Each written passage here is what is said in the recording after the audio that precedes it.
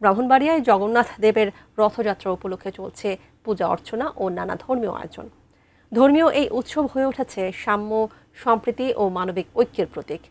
জেলার ইস্কন মন্দির প্রাঙ্গণ থেকে বিস্তারিত জানাতে যুক্ত হচ্ছেন পূর্বাঞ্চলীয় ব্যুরো প্রধান পীযূষ কান্তি আচার্য।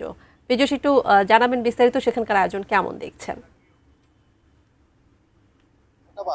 আপনি জানেন যে আষাঢ় মাসের শুক্লপক্ষের দ্বিতীয়া তিথিতে এখানে রথযাত্রা অনুষ্ঠিত হয়ে থাকে। আজকে ব্রাহ্মণবাড়িয়ার রথযাত্রা উপলক্ষে নানা কর্মসূচি করছে এবং আমরা আজকে সকালে দেখেছি তারা কিন্তু এখানে যজ্ঞ করেছে, মহাপ্রসাদ বিতরণ করেছে এবং ধর্মীয় উৎসব পালন ধর্মীয় সমাবেশ পালিত হচ্ছে। এখানে আরেকটু তথ্য দিয়ে রাখি, এখানে কিন্তু ব্রাহ্মণবাড়িয়া জেলা বিএনপি ছাত্রদল যুবদল সবাই এই রথযাত্রায় কিন্তু সহযোগিতা করছেন। আমার সাথে উপস্থিত আছেন এখানে যে শ্রী চৈতন্য দাস।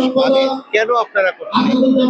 আমরা এই রথযাত্রা করি, ভক্তদের এখানে আনন্দ করা হয়, তারা রথ করে, তারা যেন আর পুনর্জন্ম না হয়, ভগবত ধাম যেন তারা লাভ করতে পারে, সেই আশায় আমরা রথ করি।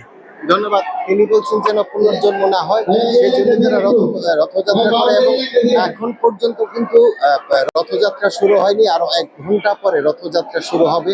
এই রথটি কিন্তু ব্রাহ্মণবাড়িয়া শহরের প্রধান সড়ক প্রদক্ষিণ শেষে আনন্দময়ী কালীবাড়ি থেকে শেষ হবে। আমি একটু দেখাতে চাই, এখানে কিন্তু ধর্মসভা অনুষ্ঠিত হচ্ছে এবং ধর্মসভায় এখানকার জেলা বিএনপির সাধারণ সম্পাদক সিরাজুল ইসলাম সিরাজ এবং অনেক নেতৃবৃন্দ এখানে উপস্থিত আছেন এবং এই ছিল আমার কাছে ব্রাহ্মণবাড়িয়া থেকে সর্বশেষ রথযাত্রা উপলক্ষে সর্বশেষ। ধন্যবাদ।